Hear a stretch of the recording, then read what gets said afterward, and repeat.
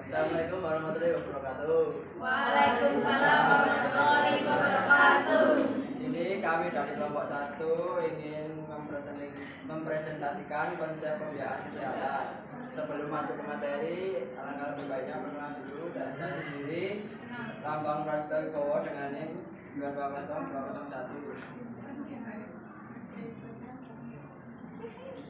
Saya Salsabila Ibrahini dari NIM 217. Saya Nanda Tarya Semansari dengan NIM 208. Saya Tina Sukumalingrum dengan NIM 219.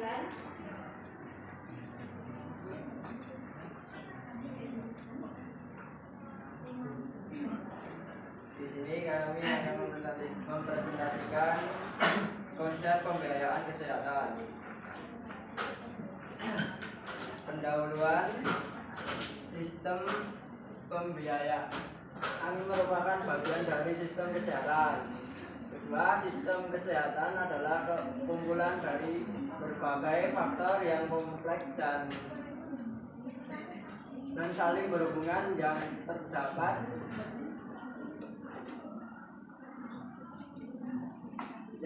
dalam suatu negara diperlukan untuk memenuhi kebutuhan dan tuntutan kesehatan perseorangan.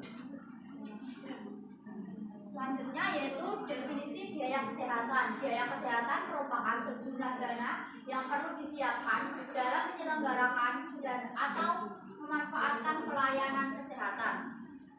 Untuk memenuhi kebutuhan individu, keluarga, kelompok, dan masyarakat, konsep dasar pembiayaan kesehatan dapat ditinjau dari beberapa sudut, yaitu penyedia pelayanan kesehatan atau health provider, yaitu kesehatan dari sudut penyedia pelayanan adalah persoalan utama pemerintah dan ataupun pihak swasta, yakni pihak-pihak yang akan menyelenggarakan upaya kesehatan.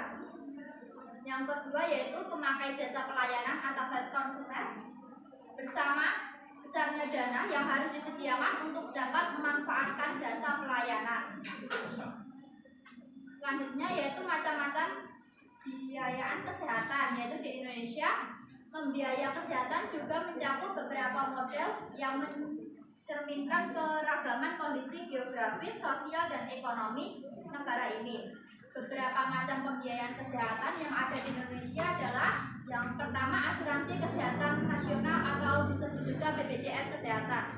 Yang kedua anggaran pemerintah, yang ketiga pembiayaan pribadi, yang keempat dana bantuan dan donasi, yang kelima program jaminan kesehatan daerah atau Jamkesda, yang keenam dana desa, yang ketujuh program khusus, yang kedelapan dana asuransi kesehatan mandiri atau AKM, yang kesembilan dana bantuan dan donasi dari lembaga swadaya masyarakat atau LSM, yang ke-10 biaya pribadi. Selanjutnya jenis asuransi kesehatan.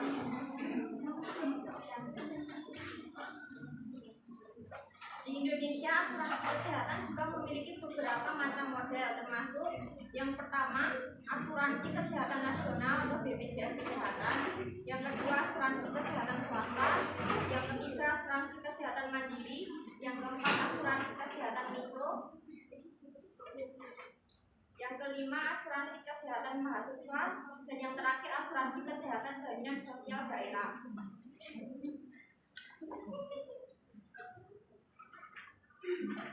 Selanjutnya syarat komponen pokok biaya kesehatan. Biaya kesehatan dianggap baik jika memenuhi 4 komponen. Yang pertama, biaya kesehatan tersedia dalam jumlah yang cukup dan masyarakat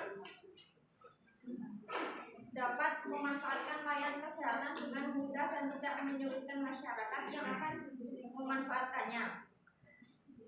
Yang kedua, penyebaran dana harus sesuai dengan kebutuhan dan harus teralokasikan dengan baik. Lalu pemanfaatan dana harus diatur secara seksama. Pengelolaan biaya kesehatan hendaklah meningkatkan efektivitas dan efisiensi. Selanjutnya ada masalah pokok pembiayaan kesehatan dan upaya menyelesaikannya. Ada 5 masalah pokok. Yang pertama ada kurangnya dana yang tersedia, yaitu di banyak negara, terutama di negara yang sedang berkembang. Dana yang disediakan untuk menyelenggarakan pelayanan kesehatan tidaklah memadai. Yang kedua ada penyebaran dana yang tidak sesuai, yaitu karena di daerah perkotaan, yang ketiga ada pengelolaan dana yang belum sempurna, yang keempat ada pemanfaatan dana yang tidak tetap, yang kelima ada biaya kesehatan yang makin meningkat. Selanjutnya ada satu kasus untuk materi ini, yaitu tentang pasien miskin dan jaminan sosial. Meski sudah banyak aturan dan anjuran agar fasilitas kesehatan mendahulukan kecolongan kepada pasien, namun penolakan layanan kepada pasien dengan alasan ekonomi masih kerap terjadi. Kasus penolakan terhadap Dina, bayi berusia 6 bulan, putri pasangan Panji dan Septi oleh Rumah Sakit Asin Karawaci Tangerang beberapa waktu lalu, misalnya menambah panjang catatan hitam kasus serupa di tanah air atau menambah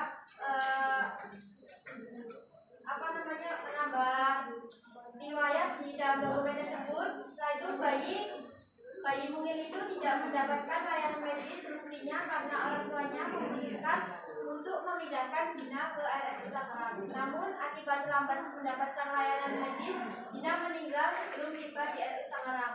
Kesimpulannya, pada saat di kasus ini pasien miskin dan jaminan sosial, jadi pasien yang diutamakan yaitu yang mempunyai jaminan sosial, yang pasien miskin itu tidak, karena tidak mempunyai jaminan sosial. Baik, terima kasih untuk presentasi kali ini. Mungkin ada dari teman-teman yang ingin ditanyakan.